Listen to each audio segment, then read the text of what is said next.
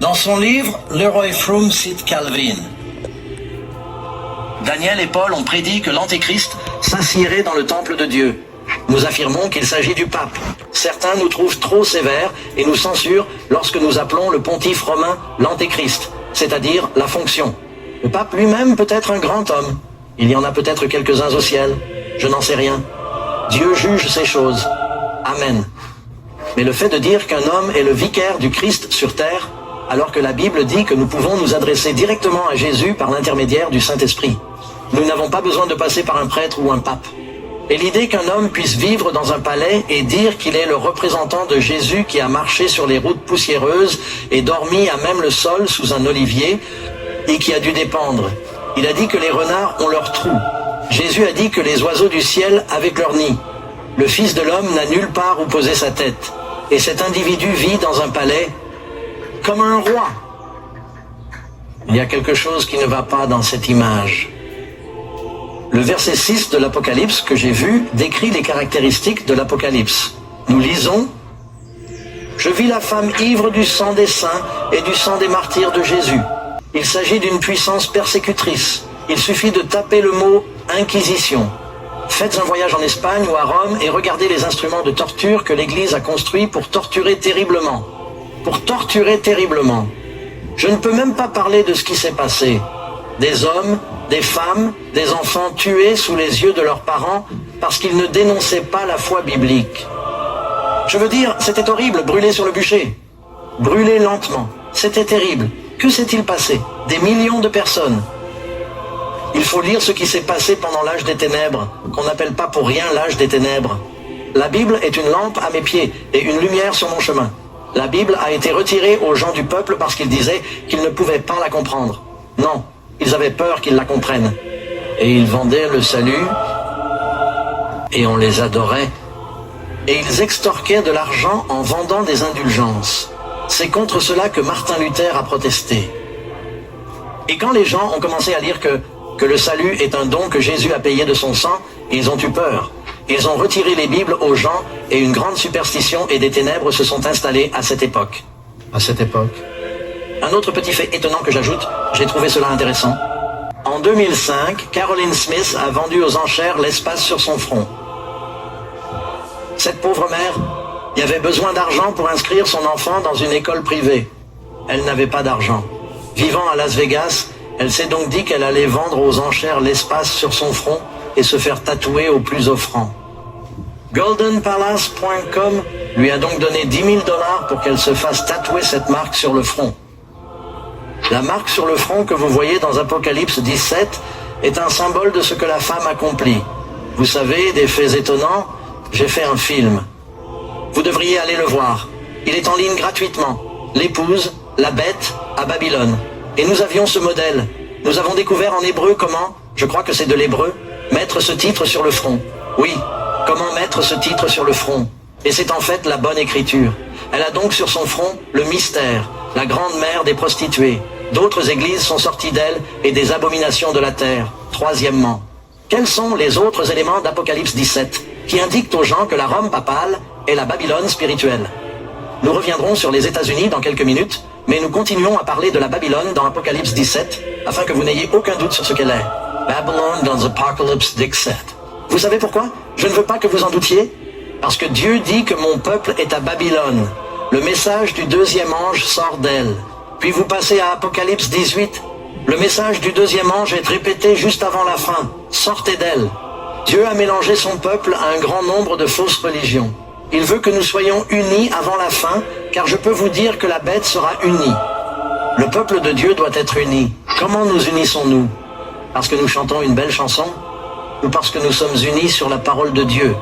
C'est la vérité qui compte. Nous devons être unis. La prostituée, la femme infidèle, symbolise l'Église. La bête est le royaume, elle symbolise l'État. Elle dit que ce sera une institution politico-religieuse. Ce sera une puissance internationale. Le mot catholique signifie universel. Apocalypse 17 nous donne quelques caractéristiques supplémentaires. A. Elle est coupable de blasphème. Il en est de même pour la bête d'Apocalypse 13. B. Elle est vêtue de pourpre et d'écarlate. Notez-le mentalement. C. Sans parler des perles, de l'or et de tout le reste. C. Elle est appelée mère. D. Elle a des filles prostituées qui sont sorties d'elle. E. Elle persécute et martyrise les saints. F. Elle est assise sur 7 montagnes. G. Elle domine sur les rois de la terre. D'accord. En outre, il est dit qu'elle est appelée la mère des prostituées, tout comme l'Église romaine est connue sous le nom de Sainte Mère Église. Nous y reviendrons. La prostituée était pourpre et écarlate. La bête a 7 têtes et la femme la chevauche. Plus loin dans le chapitre, l'ange l'appelle 7 montagnes. Pourpre et écarlate. Il est intéressant de noter que non seulement les empereurs romains païens portèrent de la pourpre et de l'écarlate. C'est donc quelque chose qui a commencé dans la Rome païenne, mais qui a ensuite été adopté par l'Église romaine. Les cardinaux portent du rouge. Les évêques portent du violet. Ce sont leurs couleurs officielles. Même dans leurs propres écrits, et je pourrais citer de nombreuses références, mes amis, je n'ai pas le temps de les citer toutes. En voici une du père John A. O'Brien. L'observation du dimanche au lieu du samedi reste un rappel de l'Église mère dont les sectes non catholiques se sont séparées. Ce qu'il dit en substance, c'est que toutes ces églises évangéliques qui vont encore à l'église le dimanche, elles tiennent cela de nous. Nous l'avons changé, elles nous suivent. Il n'y a pas un seul passage des Écritures qui nous ordonne de sanctifier le premier jour. Et ce n'est pas la seule doctrine. Il y a d'autres doctrines qui sont encore défendues au sein de beaucoup de ces églises protestantes évangéliques. Beaucoup de gens, bons et sincères, prêchent dans ces églises, mais ils suivent certaines choses qui sont des traditions des hommes et non des commandements de Dieu. Les catholiques les pointent du doigt et se moquent d'elles. Ils disent que c'est une église mère. Les filles se sont manifestées, tout comme les filles ressemblent parfois à leur mère. Il y aura des similitudes et nous pouvons le voir. Vous savez, même après que l'église d'Angleterre, sous Henri VIII, se soit séparée de l'église catholique, elle a continué à célébrer beaucoup de choses identiques. Au début, ils ont juste apporté des modifications protestantes mineures. Quatrièmement, comment les bêtes d'Apocalypse 13 et 17 se comparent-elles? D'accord, allez maintenant dans votre Bible. Nous allons lire l'Apocalypse 13. Je voudrais que vous remarquiez quelques points. Si vous avez votre Bible sur votre appareil, certains d'entre vous la regardent à la maison, vous avez des Bibles en papier dans vos mains.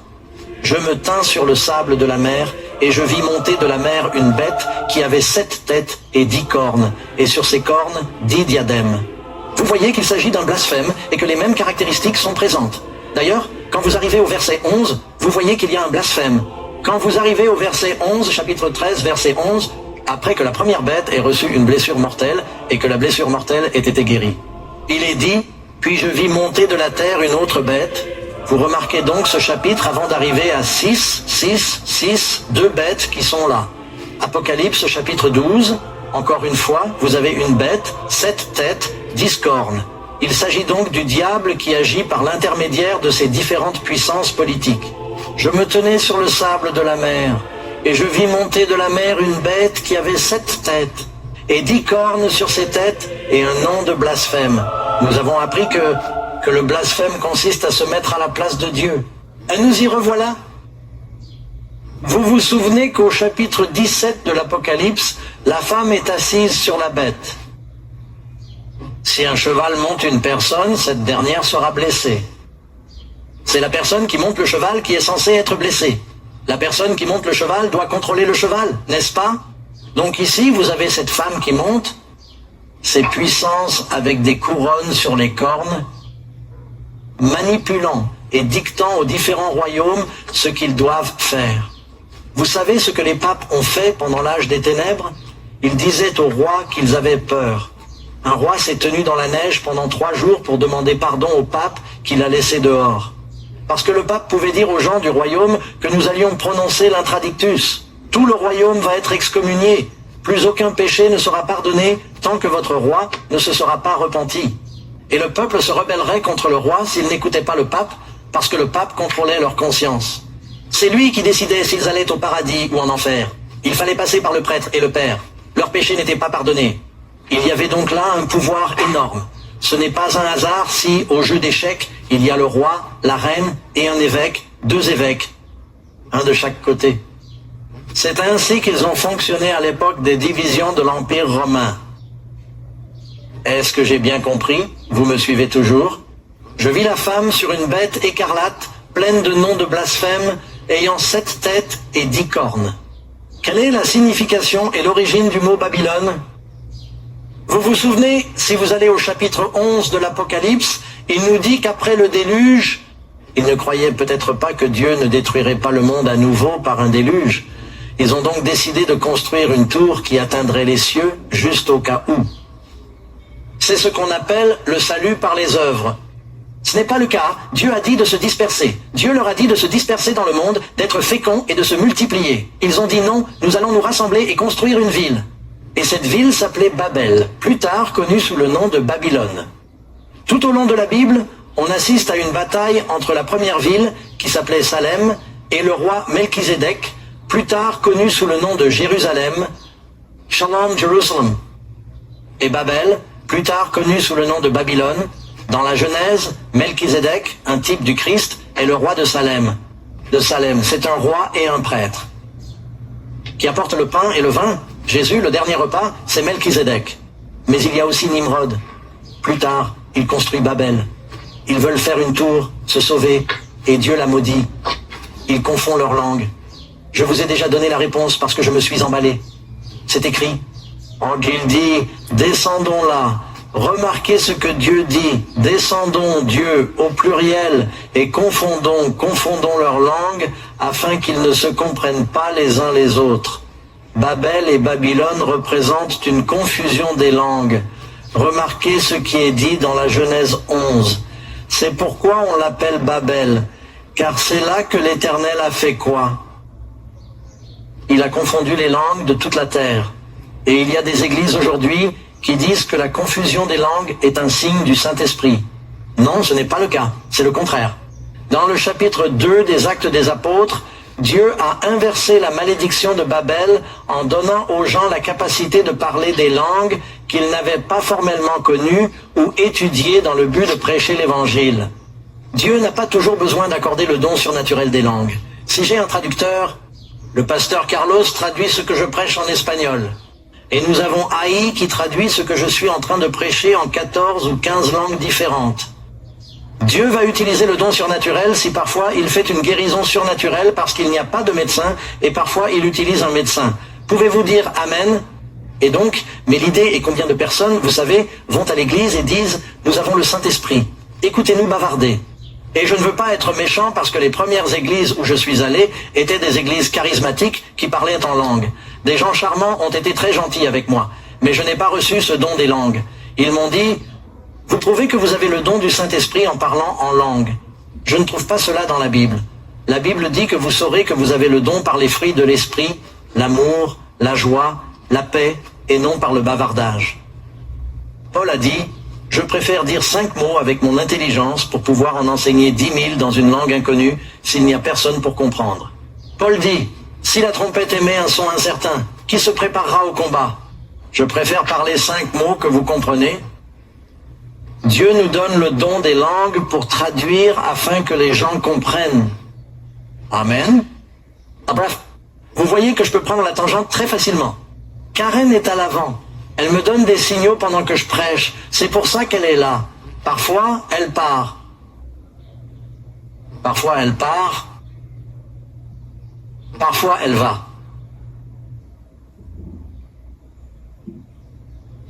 Parfois, elle s'en va.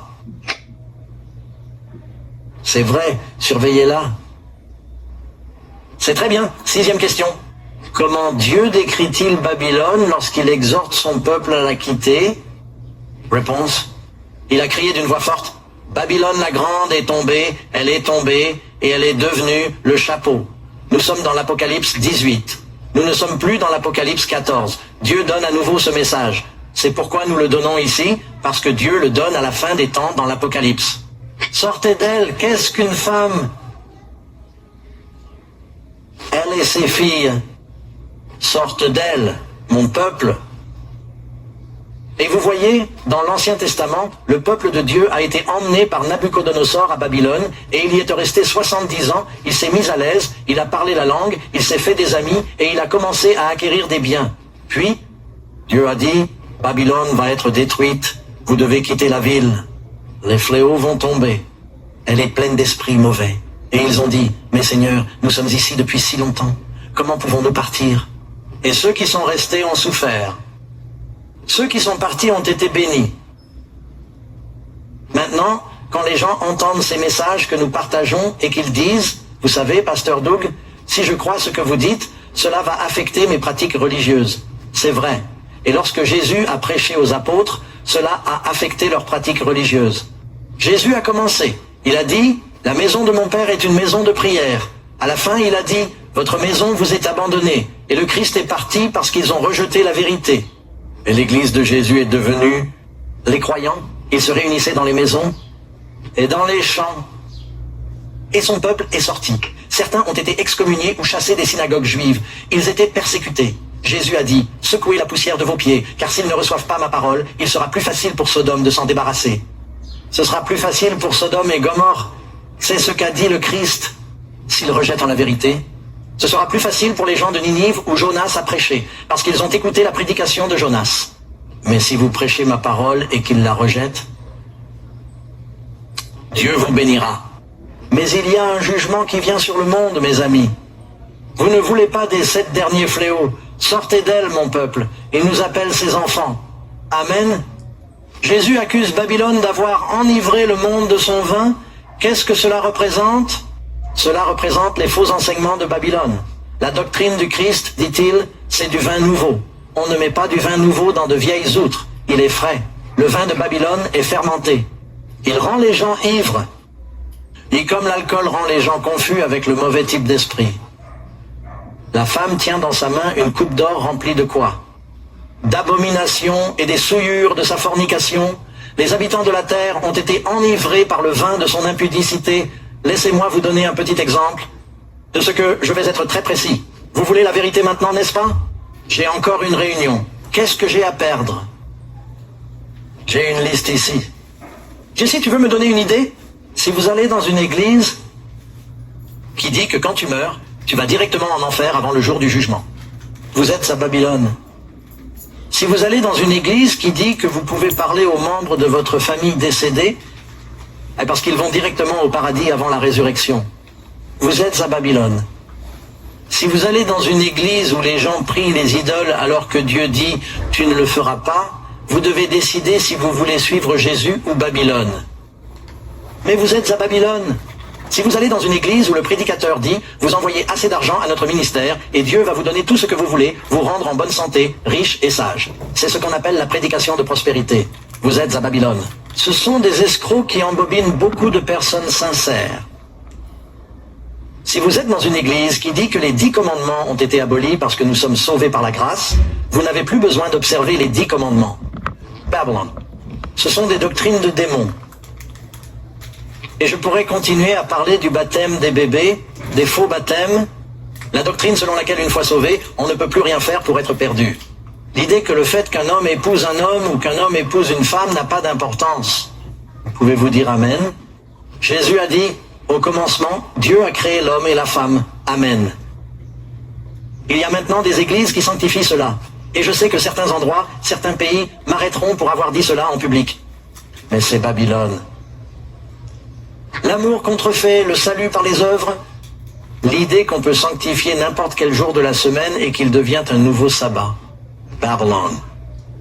Sortez d'elle, mon peuple. Prenez position sur la parole de Dieu. Vous n'aurez jamais à avoir honte. Vous direz, Jésus l'a dit, tant que vous pouvez le dire, ainsi parle le Seigneur, vous n'avez rien à craindre. Pouvez-vous dire Amen? Ce vin nouveau, c'est l'évangile de Jésus, le vin enivrant qui se trouve dans la coupe que tient la femme. À propos, l'Église catholique utilise de l'alcool fermenté. J'ai assisté à une messe à l'école militaire. Je crois que je vous ai dit que le prêtre organisait plusieurs services par jour et que les gens ne buvaient pas. Les gens recevaient le pain, mais seul le prêtre buvait à la coupe. Et au 3e ou 4e service, il devenait pompette. Et je me souviens d'une fois, ça m'a époustouflé. Pendant qu'il faisait la messe, il fumait une cigarette, il fumait